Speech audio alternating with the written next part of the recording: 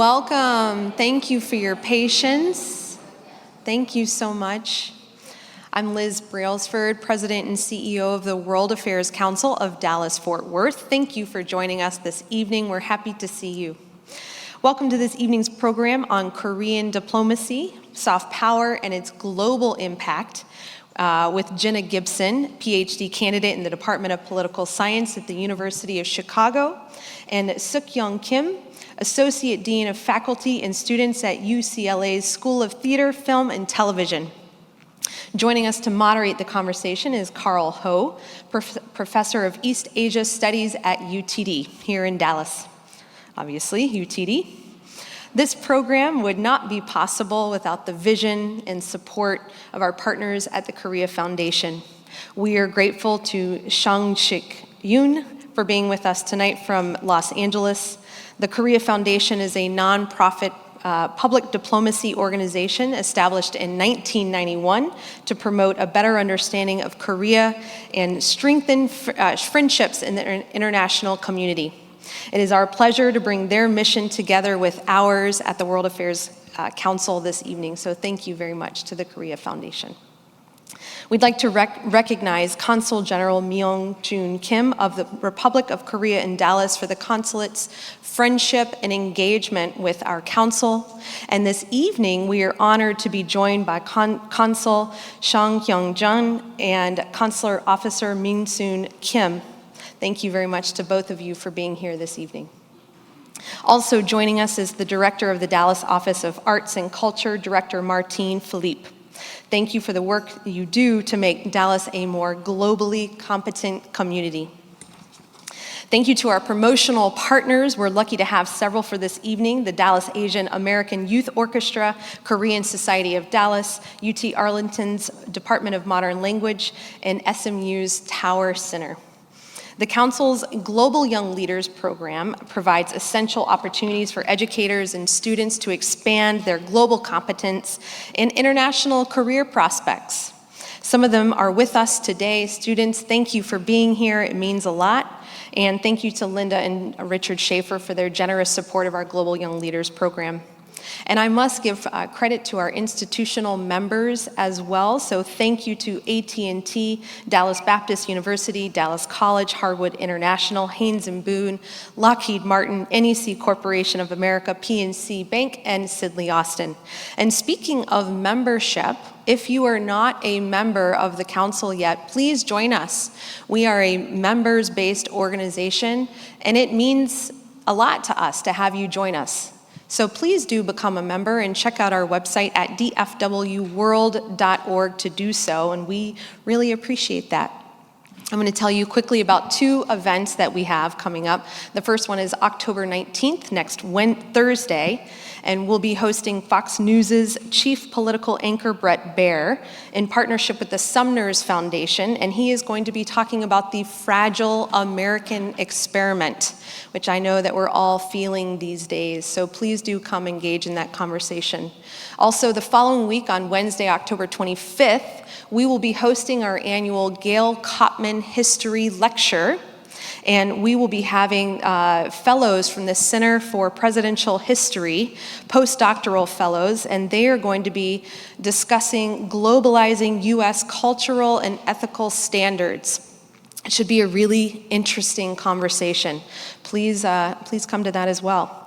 And before we move on, if you can please silence all of your cell phones, your devices, whatever you have on you. If you can do a quick double check, I'd appreciate that. And then before we go on with the program, we have two incredible performances this evening, so please allow me a minute to introduce them. We'll first be having a dance performance from the Korean American Youth Artists of Texas. Kayat is an organization established by Korean American youth to explore traditional and contemporary Korean art forms and share Korean culture with the greater community. We have their president and vice president in the audience, Alex and Molly. Thank you very much for being here. We're happy you're here. And also, the Lydian Blue Jazz Trio will perform traditional Korean music and K-pop through jazz interpretations. That's fascinating. I love that. So before we welcome our performers, we'll hear a few words from the Consul of the Republic of Korea in Dallas, Consul Chung Young John. Please help me welcome Consul John to the stage, and thank you again.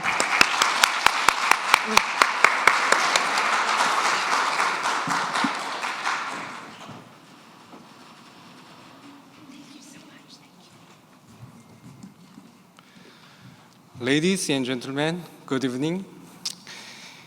It is my honor and pleasure to welcome all of you. If you've had the chance to listen to a BTS song or watch any episode of Squid Game, you might have come across K-pop or K-drama. So what is all this K-syndrome about? As a diplomat of Korea, it is a privilege to witness Korean soft power and cultural diplomacy in action, and to have opportunities to showcase the cultural richness of Korea. This is crucial in building bridges of friendship and cooperation among nations. In this regard, I want to thank the talented K-performance, K-Kayat, the Korean-American youth artist of Texas, and the jazz musician Yeeun Kim. I also wish to appreciate the speakers, Jenna Gibson and Soogyung Kim, and the moderate Dr. K. Carl Ho for their panel discussion.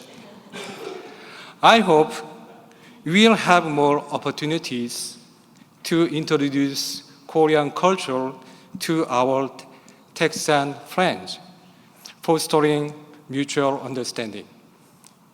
I appreciate the individuals and the organizations that have made this event possible, including President Lisa Bracefold of the World Affairs Council, the Korea Foundation, and all those who have been involved. Thank you for being a part of this evening. And let's fully enjoy this K event.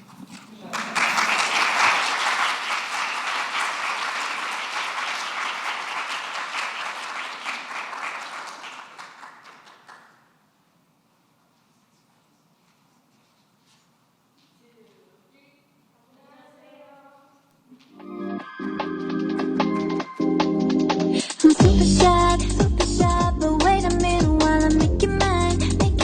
떨리는 지금도 you're on my mind all the time. I wanna tell you, but I'm super shy. I'm super shy, but wait a minute while I make it mine. 떨리는 지금도 you're on my mind all the time. I wanna tell you, but I'm super shy. And I wanna go out with you. I don't even know how to talk right now. It's I need your cut right now. I want you to hear me say moonlight, sunrise, baby come be my starlight. Moonlight, sunrise, be just to make you slide. Sunrise, baby let's do it all night. Moonlight, sunrise, I guarantee I gotcha. Loving and defeated. 나는 어떤 paradise. 꿈에서 깨워주지 마. You got me looking for attention. You got me looking for attention.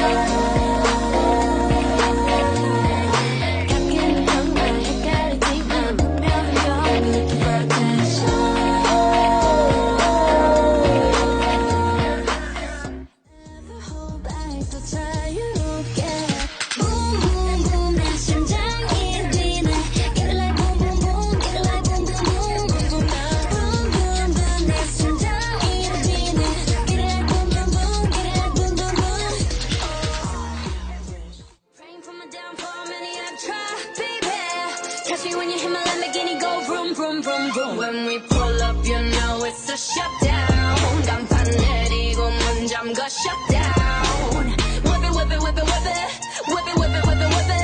It's black and it's pink once the sundown. When we pull up, you know it's a shutdown. 간판 내리고 문 잠궈 shut down. Whip it, whip it, whip it, whip it. Whip it, whip it, whip it, whip it. Keep watching me shut it down.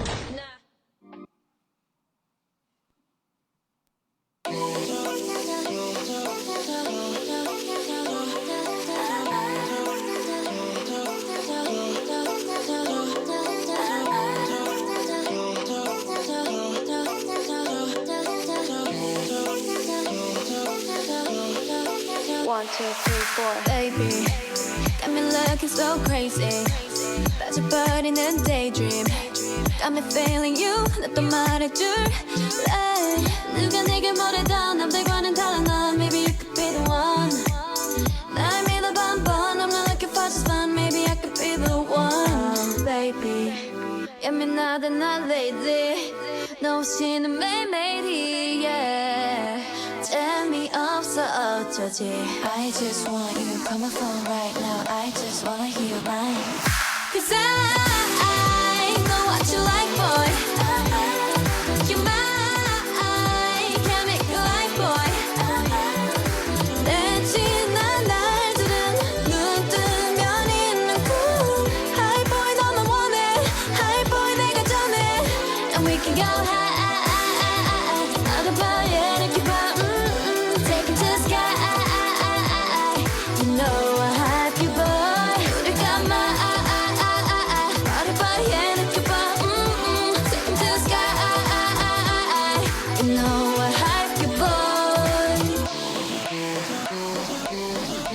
잠을 들려고 잠이 들려 해도 네 생각에 또 새벽 3시 알려줄 거야 they can't have it no more 봐봐 여기 내 이름 써있다고 yeah 누가 내게 뭐라던 남들과는 달라 넌 Maybe you could be the one 날 믿어봐 한번 I'm not looking for just fun Maybe I could be the one Oh baby 예민하다 나 lately 너 없이는 매일매일이 yeah 재미없어 어쩌지 I just want you. Call my phone right now. I just wanna hear your line. Cause I know what you like, boy. You're mine. Can't make you like, boy. 내 지난 날들은 눈 뜨면 있는 cool. High boy 너만 원해. High boy 내가 전해. And we can go high. 말해봐, yeah, 느껴봐. Take it to the sky. You know I have you, boy. 늘 감아. 말해봐, yeah, 느껴봐. Take it to the sky. You know I have you, boy.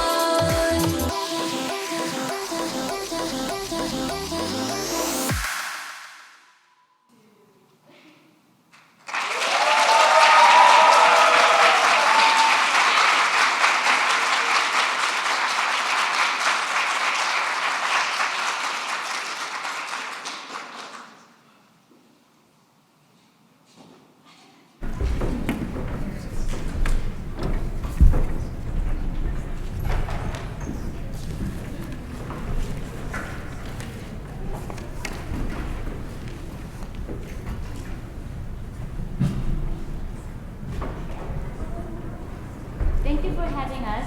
We are a Lydian Blue Jazz Trio. My name is Yeeun Kim on piano and a leader of Lydian Blue. And we have Joshua Farrell on drum and Henry Bill on bass. So we will perform 3 songs of my jazz arrangements. The first song is one of the well-known Korean traditional songs. It's called Ariran. Hope you enjoy it.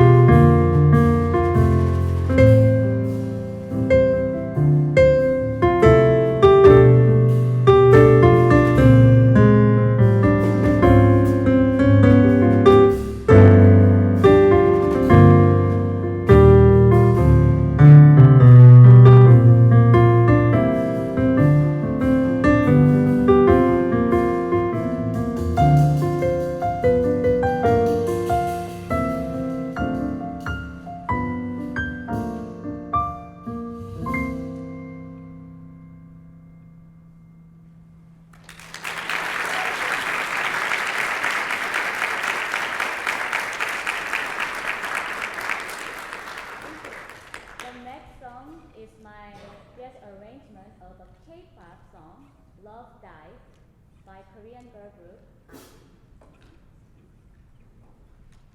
One, two,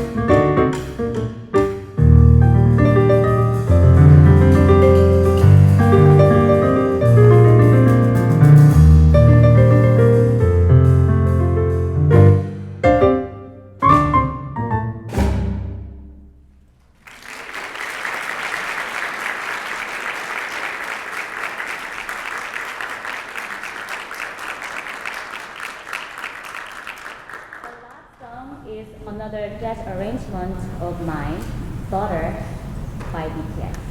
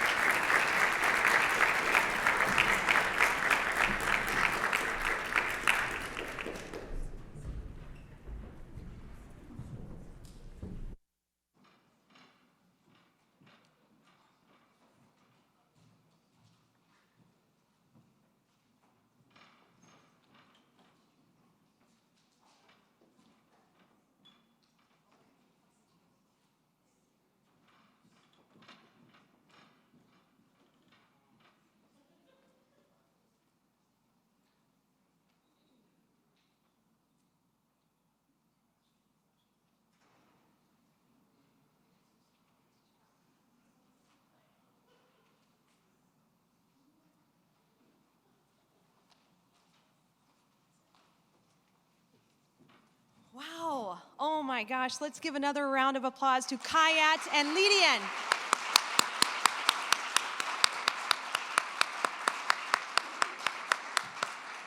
Both groups were so wonderful. Thank you for that. So I want to introduce our panel this evening, and we are honored to host Jenna Gibson, a PhD candidate in international relations at the Department of Political Science at the University of Chicago. Hope you're enjoying this warmer weather. Her research includes public and cultural diplomacy, soft power, South Korean politics and social issues, and U.S.-Korea relations. She was a regular contributor to the Korea column for The Diplomat for 3 years and director of communications at the Korea Economic Institute of America, partner of ours. Jenna lived in Korea as a Fulbright English teaching assistant. She holds a Master of Science in Foreign Service from Georgetown University and a Bachelor of Journalism from the University of Nebraska-Lincoln. Dr. Yeeun Kim is a professor of theater and performance studies and the associate dean of faculty and students at UCLA's School of Theater, Film, and Television. She studies the historical roots of today's popular culture. She authored Elusive Utopia, Theater, Film, and Everyday Performance in North Korea, and DMZ Crossing, Performing Emotional Citizenship Along the Korean Border, and edited the Cambridge Companion to K-pop. Dr. Kim serves as a member of the Hong Kong Research Council and co-edits the Columbia University Press's book series, Critical Voices from East Asia. Her commentary on Korean cultural politics has been featured on major media outlets including Billboard, CNN, NPR, Wall Street Journal, LA Times, and NBC. Our moderator for this evening is Dr. Carl Ho, Professor of Instruction and Director of Graduate Studies of Political Science in the School of Economic, Political, and Policy Sciences at the University of Texas at Dallas. His research and teaching covers elections, public policy, and political economy with a regional focus on East Asia and data science methods. He is the co-principal investigator of the Hong Kong Election Study Project. His recent works were published in the Taiwan Voter and Taiwan's Political Realignment and Diplomatic Challenges. He is co-editor of the 2021 book, Taiwan, Environmental, Political, and Social. We have quite the talented group with us here tonight, and we are going to listen to them now. So please join me in welcoming them to the stage.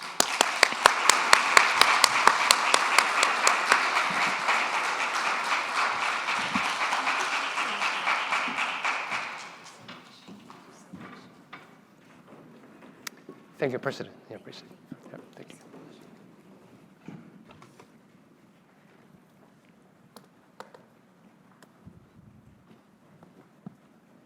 Okay, I would just take the privilege to start. 안녕하세요. I want to thank you, President Braceford, and also Council John. And you stole my part of the joke, and I'm Carl Ho with a K. I should have said that. Yeah, before I came, I went to the barber shop, and the barber, Dia, and told me that, and you look like Korean, and then she gave me this Korean cut. I don't know how much it is resembling the genuine, authentic Korean haircut, and I'm trying that. And I'm really humble to be given this opportunity to moderate tonight's event and also conversation. I wish I can facilitate dialogue and raise some good questions. And also I want to trade ideas with the audience from the floor and also guests from California and Chicago. Great schools. And I think I would just get started with some introduction of my background, my teaching, and my research. And I've almost over a decade ago, I published an article comparing Korean and Taiwan electorates. And my article is titled, "What if we don't party?" Comparing to the Korean voters and the Taiwan voters. Among them, maybe a lot of them, and still not particularly subscribe to a strong party membership. So this is a really impressive thing for the democracy. And in America, we can see that how strong nowadays, and we are subscribing to party, and either you are red, I'm blue. But these two countries, particularly Korea, is doing more than just party, than just political parties. And now I think I should stop from boasting about my research, but I'm really interested into Korean research, political research. And particularly tonight, this event is very timely because we are literally seeing two fronts of war. And the two wars is playing this war, not just as countries in Europe, countries in the Middle East, North Africa. But one thing to remind you, South Korea is actually officially still at war. And this country, however, maintains peace for almost a century now. How could South Korea still prevail and becomes the sixth most powerful nations in the world? So this is something we need to think about how this country can teach us, or how much we can learn from this small country with only 50 million in population, but maintaining peace in the area, facing the giants on the west and on the north. You can see North Korea in the west, then you can see China, and in the east, Japan. How South Korea can maintain such a peaceful period. And of course, it's not easy. Yeah. And now I think it's time to ask the question and let our speakers to give us innovative ideas and how this could be achieved through soft power, through K-diplomacy.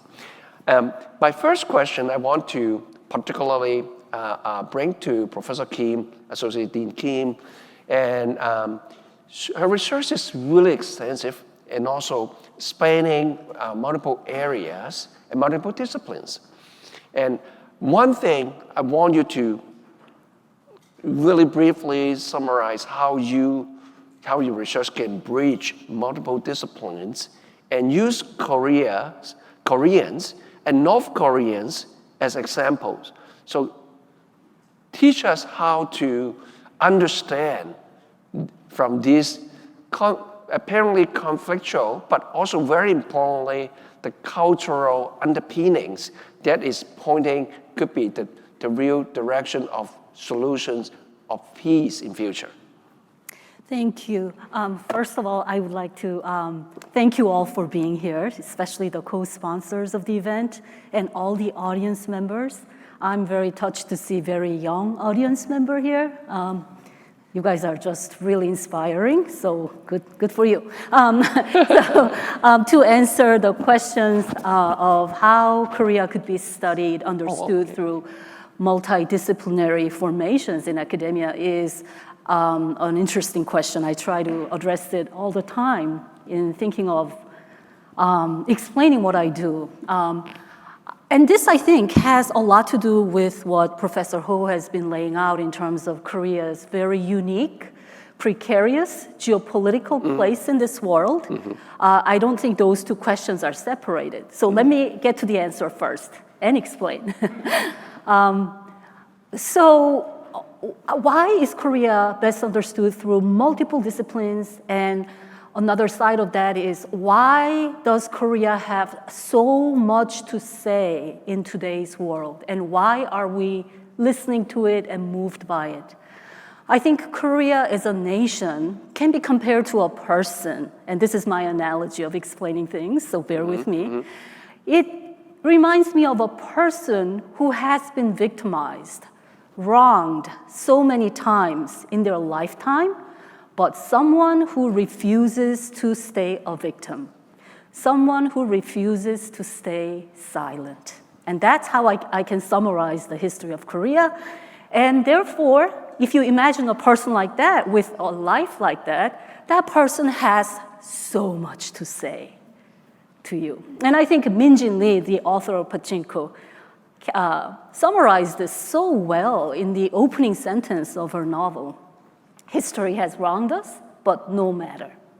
And I think today's cultural boom that we see coming out of Korea is because the stories have so much of compressed histories of violence, reconciliation, and maybe a glimpse of hope, most importantly.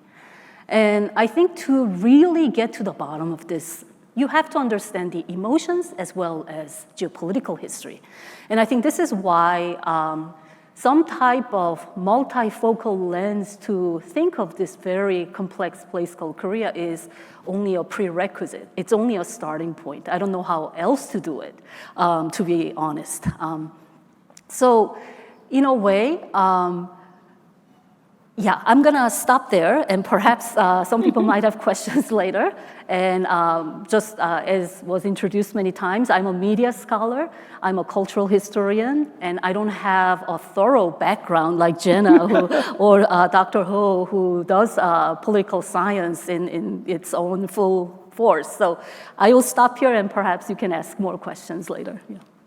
Allow me to jump in, actually. There could be more follow-up question. I think it's a really, really good metaphor. A nation compared to a person victimized and pressurized and being bullied. But this person chose to do it the other way. And a person could have chosen to be giving up and being reserved, say, staying in a resource, poor country, and then do nothing, maybe just to survive. But actually, then this person is doing otherwise. And on the stage, we have a person who is hard to compare, hard to find a parallel person who studies K-pop culture more than Jenna. So I have a series of questions in Jenna, and actually, I like Dr. Kim to jump into, because using a metaphor of a Persian nation, not giving up, pushing forward to not just to be doing well, but excel. Mm-hmm. You have a small population of 50 million, and Taiwan is 23 million, it's a smaller, and I'm originally from Hong Kong, I'm from a 7 million, and we always talk about the four tigers, but no one will believe that South Korea, the tail of the four tigers, and now is really a far ahead leader. And now, let me go back to the main topic about K-pop or Korean pop culture, which is really to mirror or reflect on what Dr. Kim will talk about. Now, Jenna, you did so much research, and what do you think about the Koreans bringing its own pop culture to the top of the world? I think it's not exaggeration. And then K-pop is among the top of the world. And recently, Netflix just invested 2.5 billions into making Korean drama series. And so what prompts you to study this and tell us a little more about this? How this small country can emerge to be the top in entertainment, and of course there are other industries, particularly the culture part, and influencing the whole generation. I mean, multiple generations come to. Yeah. I want to echo everybody else and say thank you so much for coming. Thank you so much for bringing me here to talk about this really interesting and very timely issue. I know a lot of people are interested in various ways, as fans, as people who find it fascinating, people who are interested in Korea in various facets, which I think is part of the point of soft power, right? Is bringing someone in from various different perspectives, but getting them interested in a deeper way. it's really fascinating. I get this question a lot, why Korea, why K-pop? What was the secret formula that created this, phenomenon? And there's a couple different ways I can answer it. There's some structural reasons why the media industry was poised to be so powerful. There's ways in which the Korean economy, not just in the cultural realm, but in general, is very export-oriented and is very focused on not just staying within the bounds of that 50 million people market. I can talk about domestic competition within the media industry and how so much competition between these big media companies creates innovation, both in terms of art, technology, all of those kind of things. There are reasons, and there's certainly reasons why now, right? Especially when you talk about the United States and the Western world, we're very late to the game, right? We've finally caught on to this phenomenon that has been going viral around the world for decades at this point. But I also do like to really emphasize too, you have all these reasons, you have all these strategies, you can talk about the marketing and all this, but also you do have to recognize that there's just a lot of talent and creativity and artistry that goes into any one music video or performance or drama. So I like to look at it from both of those lenses. Is of course there's reasons why K-pop and K-dramas were poised to take the opportunities that they've been given and the luck in terms of this investment and things like that. They were poised at that moment, but also it's really good, you guys, right? It wouldn't work if you didn't have something that was resonating with people on a more artistic and creative level as well. Yeah, I wholeheartedly agree with Jenna. I'd like to add two more things. Given the forum that this is World Affairs Council, I think Korea's unique place as mid-power country in geopolitical realm also helps because it doesn't have a history of colonial expansion, imperialism. So when it comes to global stage, it doesn't come with all these negative past historical associations, in a way. At the same time, its economy is advanced enough to invest heavily in cultural industry. So its unique kind of hybrid position really does help, in my view. And if you think about when K-pop, for example, really became massive in the US, you gotta see that it merges almost neatly with the social shifts that we have seen through Me Too movement, Black Lives Matter, and all other social shifts. This is when BTS starts to become truly global icons, and the positive influence that groups like BTS and many other K-pop groups have on many young generation really has to do with the national image of Korea as not having this enormously painful, history of inflicting violence on other countries as well. So this kind of image of positivity, positive influence, I think all merge with the broader social shifts that we have seen in this country.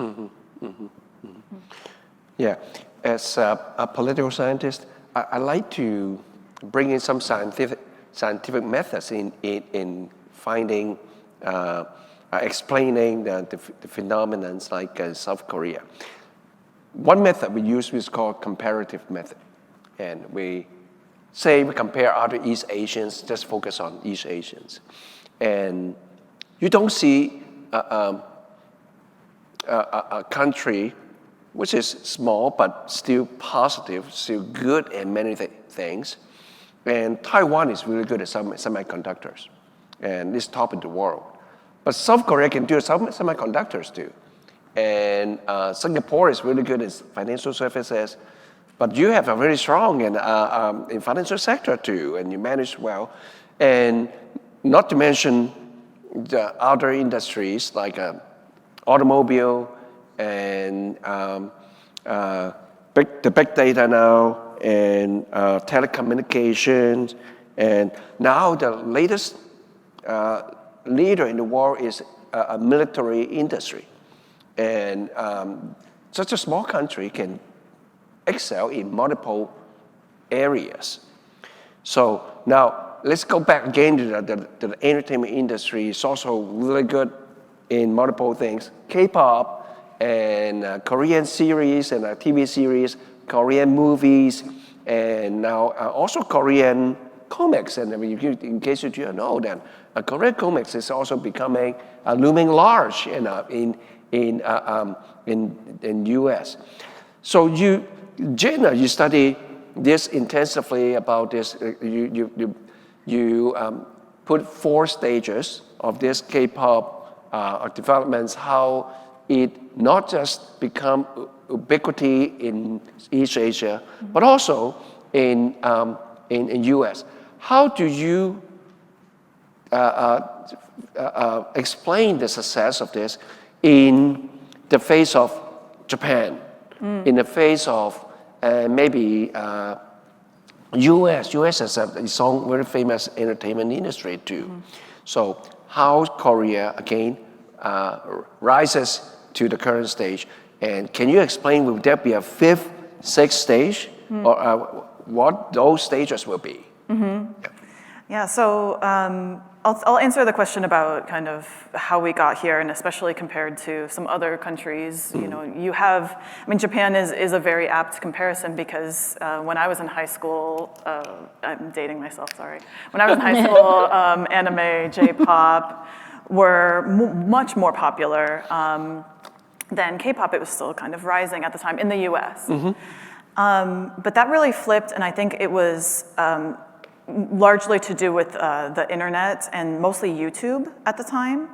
The K-pop industry was very focused on access, providing everything and making everything as accessible to as broad of an audience as possible.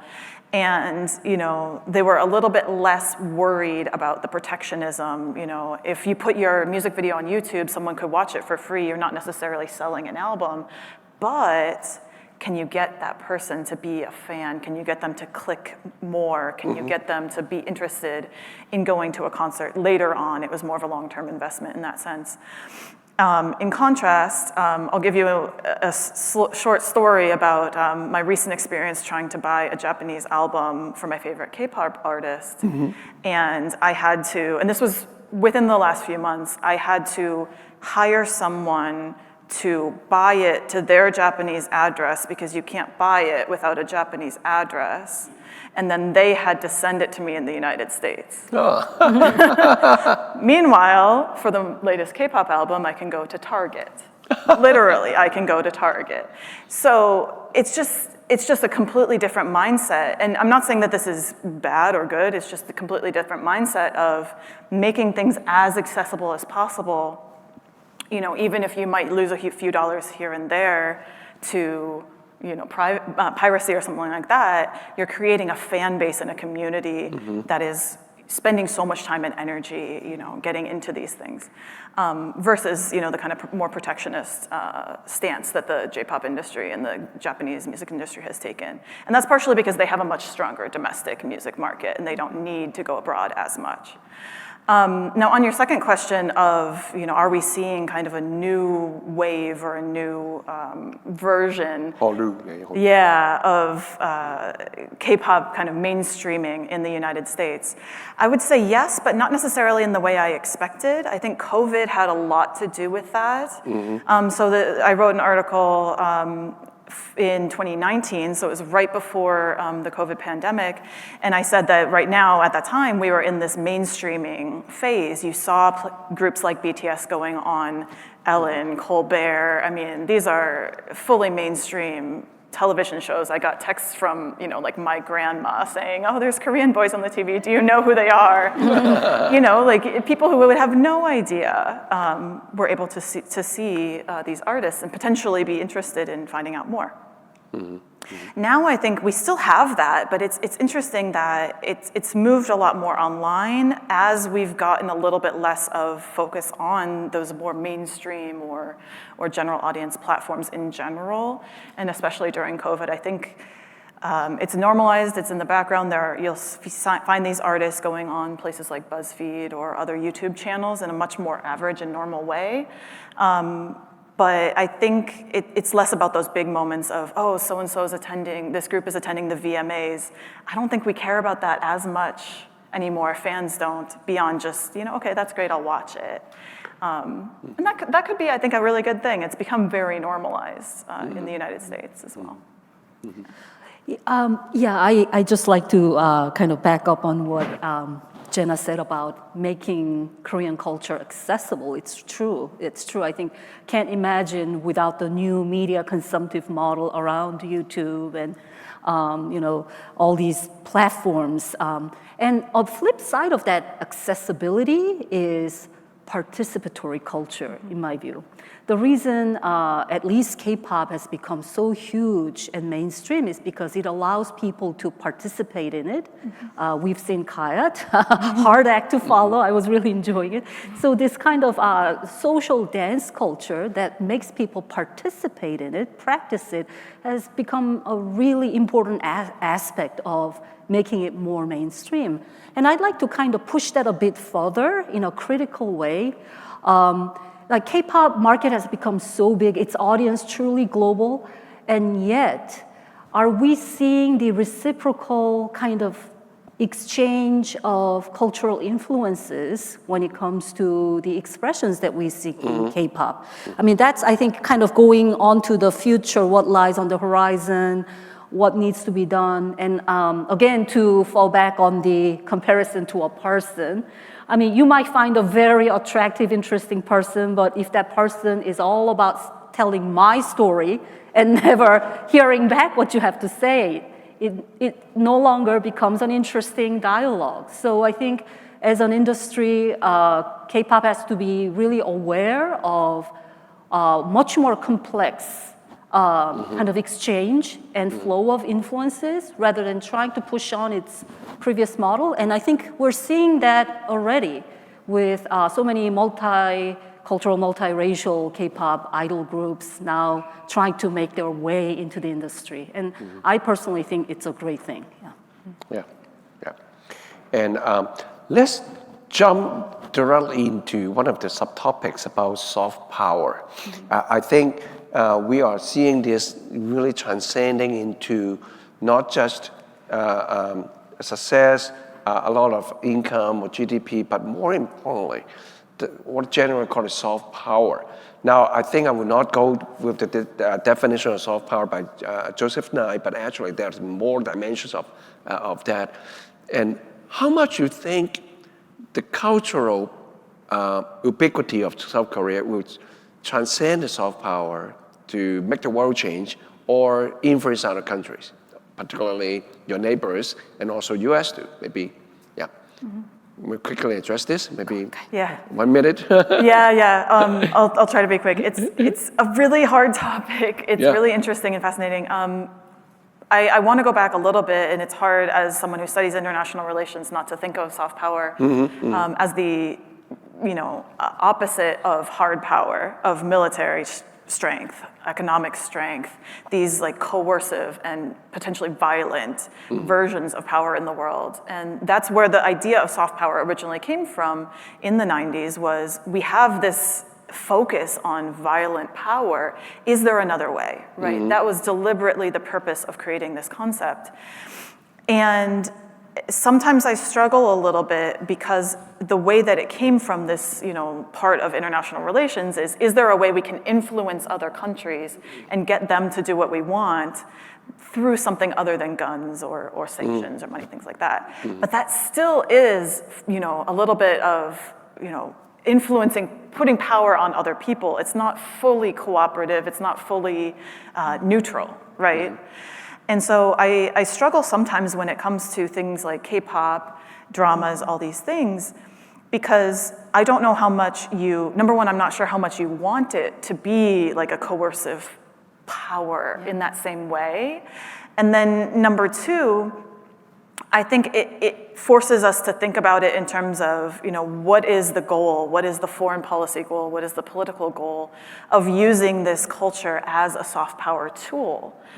rather than thinking about it in a little bit of a more long-term sense, is there a way we can invest in something that may not come to fruition until you see people who are fans grow up and study Korea in college and then maybe continue on in these more non-tangible ways? I think it's hard to balance those two, this desire to use this moment and to use this soft power potential of Korean culture, but the fact that it doesn't really work that way, right? You can't force someone to do something political just because they're a fan of pop culture. I think there's a lot of tension there, and I haven't figured it out yet either. So I'm very curious. Well, Jenna was very diplomatic. I'm going to be more blunt. Okay, please. Okay, I think diplomacy and culture are very different things. You might find the right attribute because you're the specialist, but one US diplomat said that diplomacy is doing the nastiest things in the nicest way. And culture is very different from that. It is about exchange of ideas. Of course, it's an industry, it's profit-driven business, but at the bottom of it, people have to feel and see what you see and feel. It's a very different things. And I think when culture gets co-opted to mask the nastiest things in the nicest way, I think there is a limit to it. And if anything the government can do to help the cultural industry is to leave it alone, perhaps, and let it thrive on its own. Because the moment you start to put a rein on it, it's going to become something else than what it should be. But at the same time, they're tied in a sense that I attribute K-culture's success to Korea's democracy. Without it, it could not have had so many stories, so many dramas, so many songs, emotions emerging out of it. So I think that's to the extent where government can help and let it thrive. And eventually, it will naturally fall back. But what we really need here is subtle diplomacy, not an obvious reining on this cultural power. Can I follow up on that briefly? Briefly? Yeah, very briefly. To the floor. I think it's really fascinating because this is one of the big myths about Hallyu and the K-pop and everything is that the Korean government created BTS out of a lab or something. I don't know what people think. But you see this kind of myth that the Korean government created Hallyu, created this wave of interest in K-culture, which is just, I think, factually incorrect. But regardless of that, I don't think it would be as popular as it was today, to your point, if there was such a heavy hand from the top down in this way. And I think that's partially why there has been a lot of success, because there has been financial support in the way that most countries do for their cultural industries. But it has been kind of leading from, letting people in the industry do what's best while providing that support. So I completely agree. Yeah. And I actually have a list of questions, but now I think it's about time to open up to more questions or more ideas from the floor. And may I and invite anyone who would like to, Professor Luton,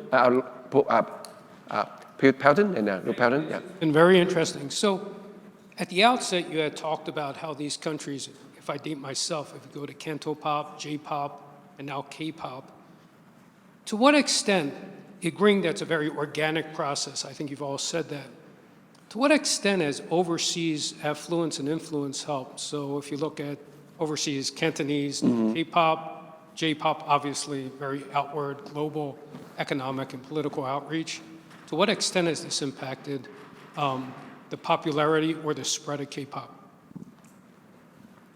So the question is about outside influence on the popularity of K-pop. Did I hear you right? That the question is about the outside influence. The overseas. So obviously, Korea has done an outstanding job of having global communities, people who have overseas Koreans. Oh, I see. Thank you. I'm sorry, I misunderstood you, but now I get it. Yeah. So I think it is huge. I mean, recently, local LA NPR station had a whole documentary series about how Korean American community and underground hip hop musicians played a crucial role in the first generation of K-pop artists. So the Pacific, Trans-Pacific exchange was already enabled through the lifting of travel ban. I mean, South Korean civilians couldn't travel freely until late 80s. So this kind of flow of cultural influence coming through Southern California its influence was formative. The knowledge of hip hop, black music, we cannot think of K-pop history without it. Also, I'd like to point out that in every major global city, we find Chinatowns, right? I mean, there's like huge overseas Chinese communities.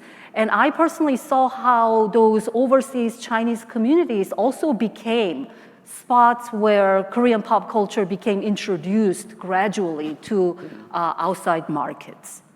So those two things I'd like to point out. Thank you.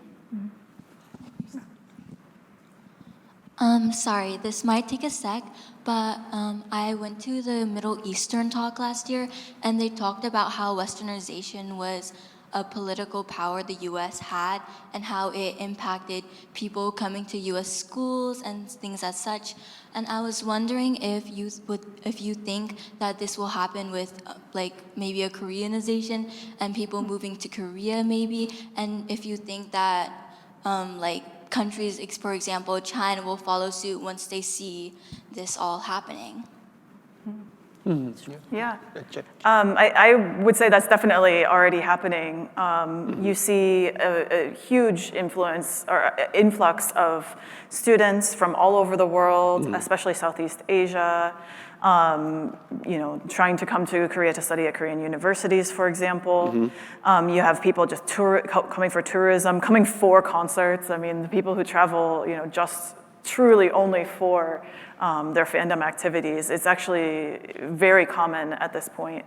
I just saw an article the other day that the TOPIK exam, which is the test of proficiency in Korean, is going to be offered twice as often next year because there's too much demand in overseas locations. So they're actually greatly expanding to fill this demand for Korean language, for studying in Korea, and this interest. And you see this in the United States too. The Korea Foundation, for example, is sponsoring quite a big expansion in academics, in talks like this. There's a huge expansion that's still going on, and we'll see that going forward, I believe. Yeah, at UCLA, the #1 foreign language class in terms of student demand and class size is Korean. We got time for one more question. Hi, this was sort of touched on a little bit, but not quite. With this influx of K-pop and K-drama in the United States, people think they know Korea, but they don't. And the MLA showed that the number of people studying language has declined, but in Korean it's gone up, right? So programs in Italian and German and French, their numbers are going down. Korean numbers have gone up, which is very significant. But I just read an article last week that showed Korean studies programs are declining. And Korean history classes are declining. Korean politics classes are declining. So while we have this interest in the culture, we're not studying the history and we're not studying the politics, and we don't really know Korea. We're not learning about Korea. We're only looking at the culture and think, oh, I know Korea because I listen to BTS, which is not true at all. And, Professor Ho started talking about how the Korean War hasn't ended. And when I talk to people who love K-pop and K-drama, and I talk about the Korean War, they don't know what I'm talking about. They don't understand why the comfort women are an issue. They don't understand why the current administration's policies with Japan and Korea are upsetting so many people, and why there are so many Koreans who are against what's happening. And it's because, we focus on the culture and we love the culture, but we need to understand the history. And this is actually somewhere where I think the Korean government could be more involved, is in promoting, hey, don't just look at our culture, but learn about us as a people. We're not K-pop and we're not K-drama. We are human beings who have a history, and this is who we are.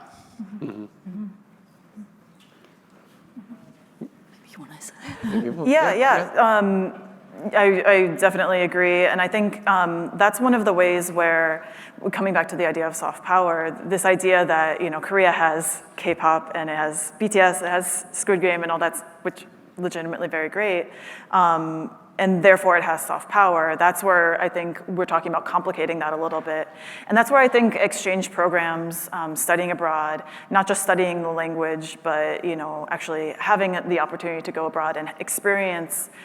Talking with actual Korean, colleagues and students, and spending time there and realizing the complexity that does exist in any country. I think that taking that interest in the culture and spinning it into something, step by step a little bit more, can maybe get at some of the struggles that you correctly point out. Yeah. Thank you for your comment. I feel a huge responsibility as a bit more senior scholar working on this. And it's actually very difficult to teach popular culture at university level, because how do you turn it into serious academic inquiry? And that's when your question comes in. How do we understand K-pop as it is today? There are historical roots, and that is the history of an Asian people, and it's very complex relations with others, right? Living in this constant struggle. So, but I'm also hopeful because. Since the day somebody landed on #1 chart, people have been having this enormous crisis. When is this going to end? When is this going to end? But I am more hopeful in a sense that something that we are exposed to when we're young stays with us for the lifetime. Music that you listen to in your teenage years would likely to stay much longer than something that you discovered at my age, 50. I grew up listening to British band, Duran Duran, Culture Club. I still follow them. They're still soft spot. And the fact that K-pop tends to be mostly enjoyed by younger, if not all, is a hopeful sign. So I feel a huge responsibility in that regard. Thank you. Yeah. All right, I think I can make it. Yeah.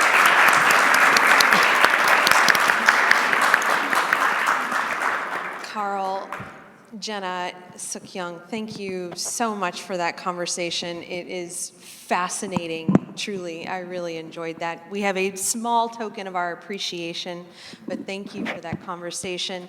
Thank you to the Korea Foundation for your support and partnership of this event, and also the consulate. Thank you very much for being here, and thanks to all of you for being here this evening. We'll see you at a future program soon, we hope. And thank you again. Thank you.